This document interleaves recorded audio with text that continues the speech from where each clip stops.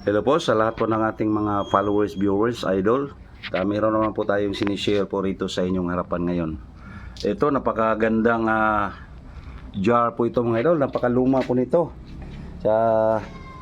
Hindi po natin alam kung anong taon ito ginawa mga idol. Ito po ay nahuli natin sa isang magsasaka mga idol. At kanya po itong nabundol sa kanyang pag-aararo mga idol. Ayan po. Tingnan nyo po yan. Saka ang tibay po nito, oh. Meron yan mga idol. Ayan po.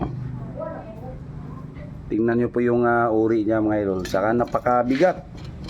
Saka napakakapal kaya mga idol. Ayan po, oh. So antik na antik po yan mga idol. Pag-aari yata ito ng mga kapanahonan pa po ng mga ninuno po natin.